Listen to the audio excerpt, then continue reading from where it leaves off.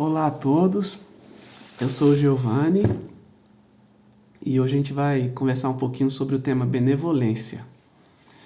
A gente está inspirado no capítulo 28 do Opinião Espírita, que tem por título também benevolência. Mas antes da gente entrar mesmo no tema, vamos fazer nossa leitura inicial para a gente já ir se harmonizando e permitir que os espíritos também nos orientem, né, os espíritos amigos, e que a gente possa absorver e internalizar o máximo possível desse tema, que pra gente é muito importante. O texto de abertura aqui, ele se chama Consegues Ir? Ele é o capítulo 5 do Fonte Viva, que também tem muito a ver com o tema do estudo de hoje. Então vamos lá. O crente escuta o apelo do Mestre, anotando abençoadas consolações. O doutrinador repete-o para comunicar vibrações de conforto espiritual aos ouvintes. Todos ouvem as palavras do Cristo, as quais insistem para que a mente inquieta e o coração atormentado lhe procurem o regaço refrigerante. Contudo, se é fácil ouvir e repetir o vinde a mim do Senhor, quão difícil é ir para ele. Aqui, as palavras do Mestre se derramam por vitalizante bálsamo. Entretanto, os laços da conveniência imediatista são demasiado fortes.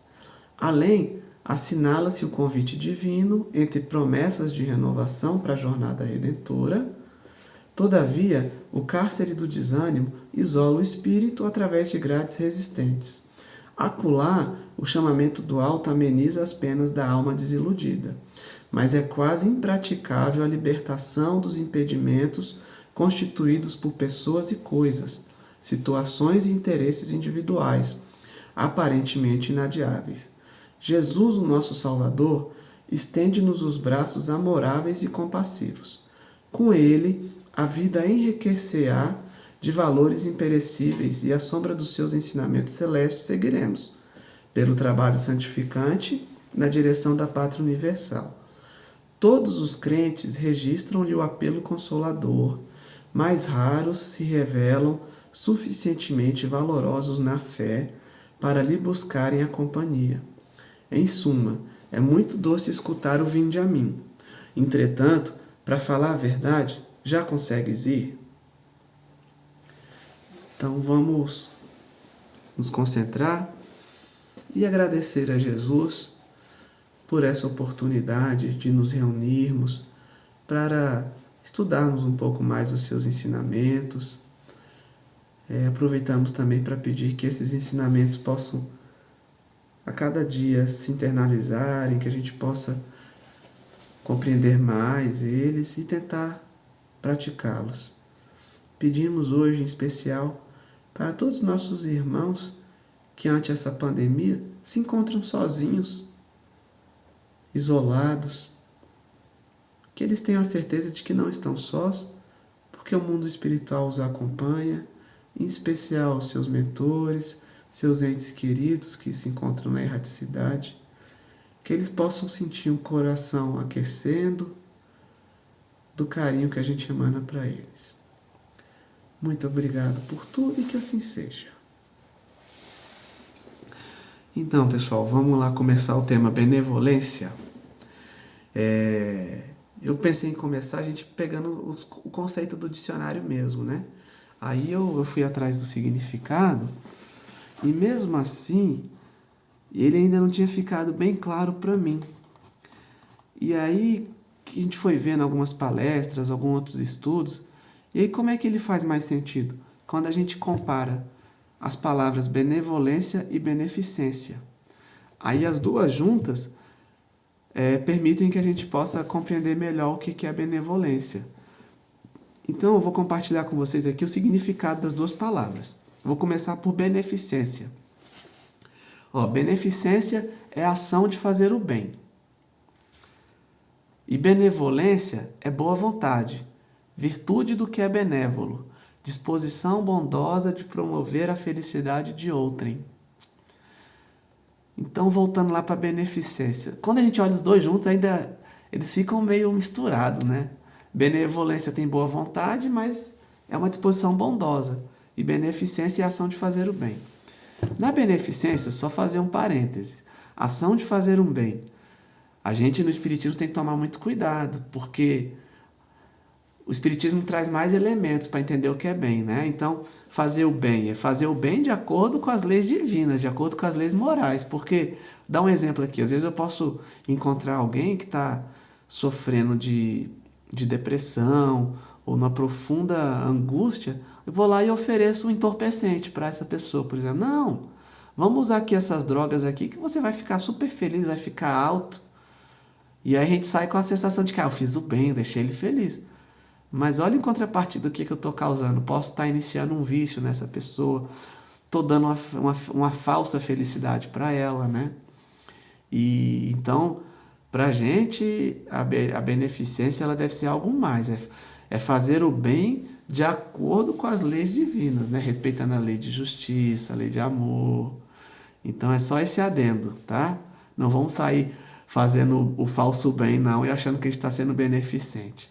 Mas, de todo modo, mesmo a beneficência, ela não é ainda a benevolência necessariamente. Porque, veja, beneficência é fazer o bem.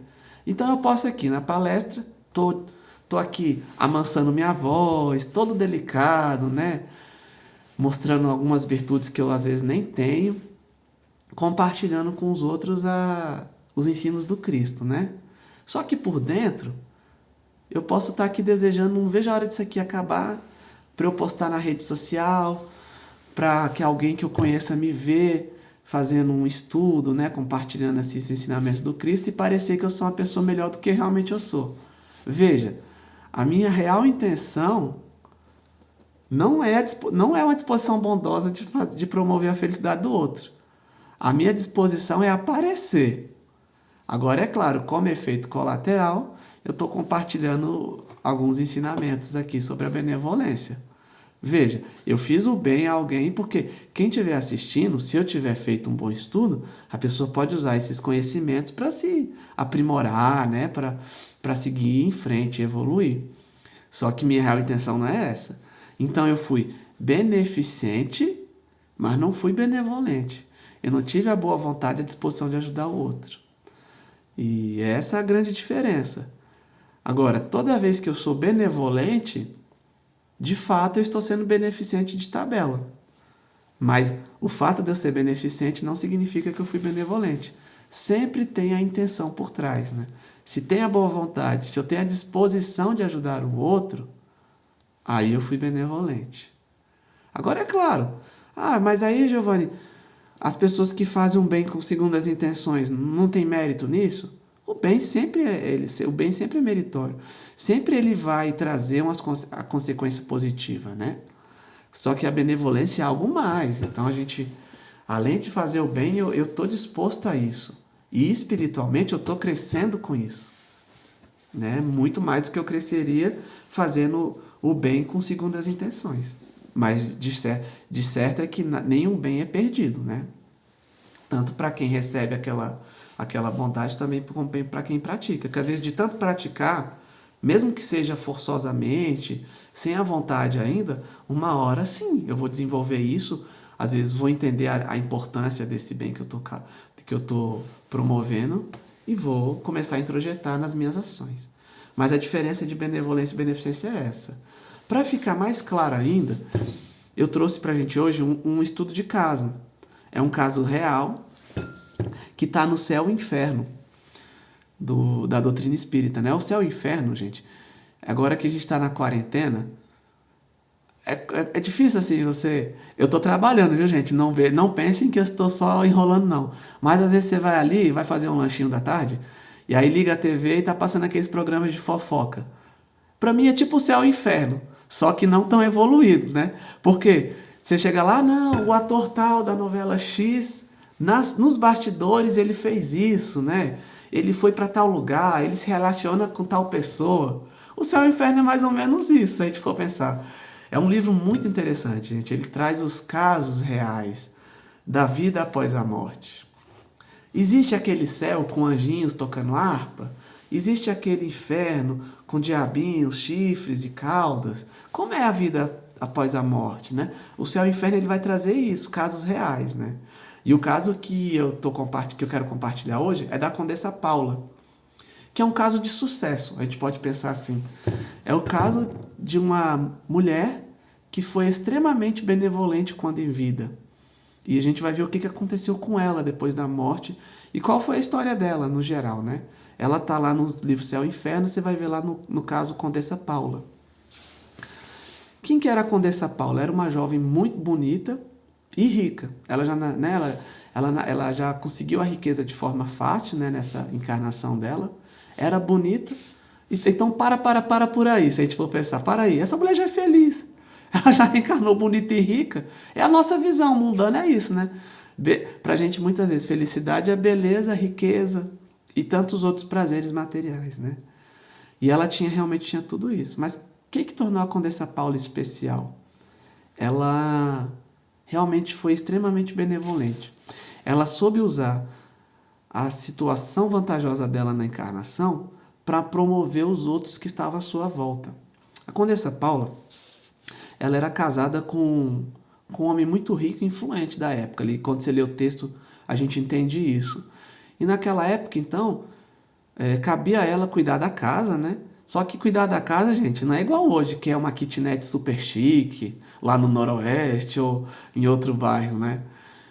Imagina, as casas ali eram enormes, então você tinha que realmente fazer o governo das ações. Você tinha um monte de empregados, tinha pessoas que forneciam alimentação, então era toda uma logística e ela geria isso com maestria. Por que eu digo maestria? Porque a Condessa Paula, ela tinha uma premissa que ela evitava qualquer tipo de desperdício. Por quê?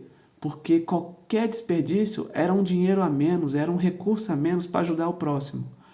Então ela conseguia economizar praticamente 50% ou mais dos recursos que cabiam a ela para gerir as atividades dela, ela conseguia poupar para ajudar o próximo. E além de ser ajuda financeira, ela ajudava muitos ali de forma anônima. Lá no texto fala quantas pessoas que ela secou as lágrimas, que consolou, que sequer a sociedade da época sabia. Então ela fazia o bem realmente despretensiosamente, ela fazia o bem pelo bem, com boa vontade, a disposição bondosa de promover a felicidade. E evitava, o que me chamou a atenção é que ela evitava desperdícios. Aí quando a gente pensa nisso, na primeira leitura, a gente só pensa em desperdício de recurso material. Mas para a gente no Espiritismo, a gente vai ver que desperdício é muito mais que isso. No Espiritismo, quando a gente vai estudando, a gente começa a perceber que não fazer o bem que eu posso fazer é um desperdício de recurso. Então não é só, eu não gastei dinheiro excessivamente. Não, mas você desperdiçou uma chance de fazer o bem? Você desperdiçou alguma chance de não fazer o mal? Porque para muita gente, a gente entende, eu não estou fazendo mal a ninguém, então estou bem na fita, né? Não. Se a gente tem um conhecimento espiritual de que a encarnação é uma chance única e que a gente tem que aproveitar ela para aprimorar nossas qualidades, então se eu desperdiço meu tempo, se eu desperdiço a chance de elevar alguém, se eu desperdiço a chance de evitar um mal, eu estou desperdiçando recurso. Eu não estou sendo nem de longe benevolente. Então é algo a se pensar. E nos inspirarmos na Condessa Paula nesse sentido, né? A Condessa Paula, gente, a propósito, ela desencarnou com 36 anos. No enterro dela, boa parte das pessoas que foram, era unânime a frase: por que Deus leva pessoas assim? Porque ela era uma pessoa muito boa mesmo, reconhecidamente boa. Todos que estavam à volta ali sabiam. Ela era tão séria na questão de ajudar o próximo, que ela não permitia sequer atrasar o salário dos empregados dela, nem que fosse em um dia. Porque ela não aceitava a ideia dela causar sofrimento a alguém por um descuido, por um esquecimento. Porque, veja, às vezes a pessoa que está trabalhando ali precisa daquele salário certinho para os dias contados. Então, um dia que se atrasa o salário, é um dia de fome que ela vai passar, é um dia de necessidade que o filho o filho do empregado vai ter. Então, até nisso ela cuidava, né? Porque às vezes a gente tem essa cultura, né? Como a gente não está com aquela necessidade, ou a pessoa que tem abundância de recursos, ela esquece que o que abunda ali falta para um outro. e às vezes atrasa pagamento, faz tudo isso. Ela não, ela pagava tudo em dia e corretamente, né? E além disso, ela também não cometeu um grave erro que a gente sempre comete, a maledicência. Nessa encarnação dela, ela não caiu nesse vício, ela não aceitava entrar em conversas que fossem prejudicar alguém, que fossem desmerecer alguém, porque também isso é uma forma de não ser benevolente, né? Você não só afundar as pessoas, não as elevarem. É claro que você não vai fechar os olhos para ações erradas de um filho, das pessoas que estão à nossa volta, mas a gente pode fazer isso entre a pessoa que está fazendo a ação, né? Eu não preciso sair divulgando para o outro o que ela faz de errado, porque quando a gente faz isso, no fundo, a gente quer parecer melhor do que ela, né? Se eu pareço melhor do que uma pessoa, então eu tenho a sensação que eu estou lá em cima. E não, às vezes está todo mundo aqui no mesmo nível e, enfim, não acrescenta, né? A Condessa Paula não caiu nesse bueiro aí de maledicência também. E aí, então, ela é evocada, gente. Ela desencarnou aos 36 anos, né? 12 anos depois, um parente dela a evoca na sessão mediúnica, e aí é onde a gente vai ter o relato que está no céu e inferno. Até vamos fazer um parênteses aí, né? Evocação. A gente fica, pô, mas esse povo espírita tem esse negócio de evocação, evocar fulano, parece filme de terror, né? Vamos só pensar, hoje em dia, essa prática da evocação, o que é evocar? É convidar um espírito à comunicação numa sessão mediúnica. Isso é evocação, né? Então, eu sei que, vamos supor, às vezes um parente meu que desencarna há algum tempo, eu posso, fulano, eu gostaria que você pudesse se comunicar aqui conosco, né, e tudo. É isso que é evocação. Quando você vai ver ali no livro dos médiuns e no livro No Céu e Inferno, vai ter muitas citações de evocação. Só que hoje isso não é mais prática, tá, gente? Então, não é comum no movimento espírita a gente se deparar com grupos mediúnicos que pratiquem a evocação de espíritos. Via de regra, isso não acontece. Por quê? Evocação era uma coisa muito específica e muito importante na época em que se estava estudando as primeiras manifestações espíritas. Em 1800, gente, estava bombando de fenômeno espírita. Espiritual, na verdade, né? Fenômeno espiritual, não espírita. Fenômeno espiritual. Mesas giravam, né? Que foi até o que chamou a atenção do Kardec. Piano tocava sozinho. Se vocês tiverem a curiosidade de ver esses fenômenos, pesquisar, vai só procurar na revista espírita. Tem cada coisa ali de mão que materializava, só uma parte do corpo. Não vou entrar aqui que não é o assunto. Mas esses fenômenos aconteciam naquela época. Por quê?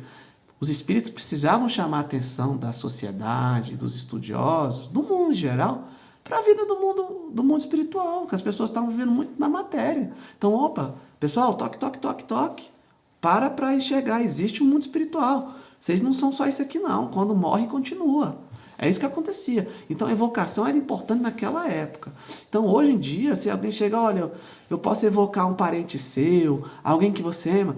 Gente, desconfie disso. Comunicação mediúnica não acontece assim, não é você que dita as regras. Ela tende a ser uma comunicação espontânea.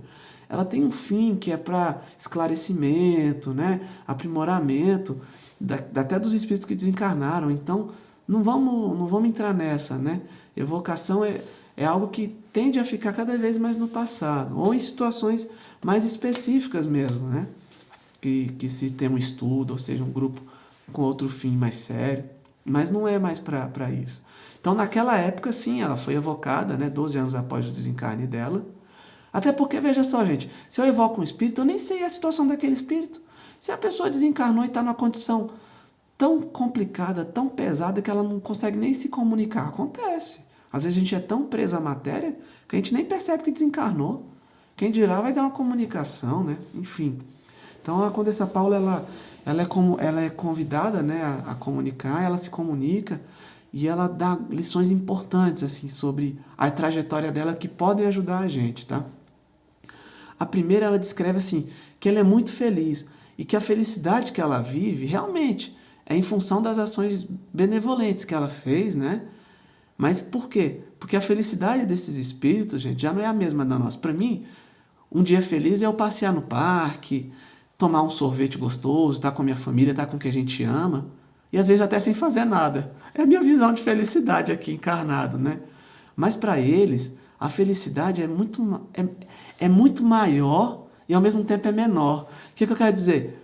Para eles a felicidade é fazer o bem ao próximo. Às vezes eles ficam felizes em saber que estão sendo úteis e que estão ajudando no crescimento de algum espírito, do outro. Então, felicidade é a sensação, quando a gente lê os relatos desses espíritos mais felizes, que cumpriram a missão deles na Terra, com louvor, é essa. Eles são felizes por terem feito o bem, por terem conseguido seguir as mensagens do Cristo, as lições do Cristo. E de tabela, o mundo em que eles vivem, onde eles estão, é muito melhor. Por quê? Porque o bem impera. As pessoas são felizes em fazer outro feliz. Então, eu encontro outro, eu quero te fazer feliz, eu quero tornar a sua vida melhor. Então, tudo fica melhor. É um conceito de eficiência melhor, né? Porque eu gasto recurso em fazer um outro feliz e fico de tabela feliz. Então, com uma ação, eu consigo pelo menos 2 felizes. É muito interessante esse conceito de felicidade. E além disso, ela explica, ela vai falar um pouco da história dela. Como é que ela conseguiu nessa última encarnação vencer? Porque a gente olha de fora, a gente vê, a Condessa Paula tinha tudo para cumprir mesmo a missão dela. Ela era bonita e rica, quem que não faz isso? Se eu nascesse bonita e rica, eu também faria o bem. Não. Ela teve a sabedoria de usar esses pontos fortes a favor dos outros. Por quê? Ela explicou que para ela o maior medo dela e a missão que ela mais temia era da riqueza. Ela achava que seria mais difícil para ela. Porque muitos caem, né? Muitas pessoas reencarnam com poder. A gente mesmo reencarna com facilidades que a gente não aproveita, né? Então, o que ela fez? Ela se preparou. Muitas encarnações antes daquela, ela pediu provas mais rudes, vidas mais duras, né? Na pobreza, vidas em que ela precisasse viver muito bem com pouco, em que ela precisasse trabalhar muito. Então ela conseguiu valorizar o pouco, ela conseguiu valorizar a essência das coisas, para que nessa última existência ela pudesse passar na prova com louvor. Tanto que ela fez, né? Evitava desperdício, fazia o bem pelo bem, ou seja, então a gente às vezes, se a gente está numa condição difícil hoje, pessoal, vamos agradecer. Pode ser que seja aquele exercício que ninguém quer fazer, que está preparando a gente para uma próxima. E quiçá para essa, que a gente não precisa esperar a próxima. Vamos acertar nessa, né? Vamos tentar conseguir ser mais benevolentes nessa. Então vamos usar o exemplo da Condessa Paula para o nosso próprio bem. Vamos ser benevolentes conosco mesmo. Vamos ter boa vontade com a gente e tentar aprimorar nossas ações, tentar promover o bem do outro. E para isso, gente, eu vou fechar o nosso estudo, já está fechando o nosso tempo, com o texto que deu origem à palestra, né? Que é o Opinião Espírita, capítulo 28. Aqui é o guiazinho para a gente não errar, gente. Por isso que eu deixei para o final. Ele vai trazer os sinônimos de ações, uma determinada ação, o que ela é, o que ela significa realmente, né? Então, ele traz aqui, ó, aprendamos os sinônimos de ordem moral no dicionário da natureza. Crítica destrutiva é labareda. Azedume é estrada barrenta. Irritação, atoleiro comprido. Indiferença, garoa gelada. Cólera é desastre à vista. Calúnia, estocada mortal. Sarcasmo, pedrada a esmo. Injúria, significa espinho infecto. Queixa repetida, é tiririca renitente. Conversa desnecessária, é vento inútil. Preconceito, é fruto bichado. Gabolice, poeira grossa. Gabolice é ficar se gabando, viu, gente? É porque eu sou bom nisso, naquilo. Lisonja é veneno doce. Engrossamento, armadilha pronta. Aspereza é casca espinhosa. Pornografia é pântano aberto. Despeito, serpente oculta. Melindre, verme dourado. Inveja, larva em penca. Pessimismo, chuva de fel. Se a gente conseguir evitar esses sinônimos aí na nossa vida, hein? Já vamos estar sendo benevolentes. Espiritualmente, somos filtros do que somos. Cada pessoa recebe aquilo que distribui. Se esperamos pela indulgência alheia, consignemos as manifestações dos que vos pareçam indesejáveis. E evitando-as com segurança, saberemos cultivar benevolência no trato com o próximo, para que a benevolência nos seja auxílio incessante através dos outros. Então vamos lá, gente, fazer a nossa prece de encerramento. Mestre Jesus, muito obrigado pelos ensinamentos de hoje. Agradecemos em especial pela oportunidade de compartilharmos as suas mensagens. Pedimos que, acima de tudo, elas possam entrar nos nossos corações, que a gente analise seus ensinamentos e que possamos praticá-los, em especial a benevolência. Pedimos também pelos nossos entes queridos e também com carinho e atenção especial por aqueles irmãos aos quais não nos damos bem, que temos dificuldades no relacionamento, até mesmo nossos inimigos, que também esses recebam nossas melhores vibrações. Muito obrigado, que assim seja.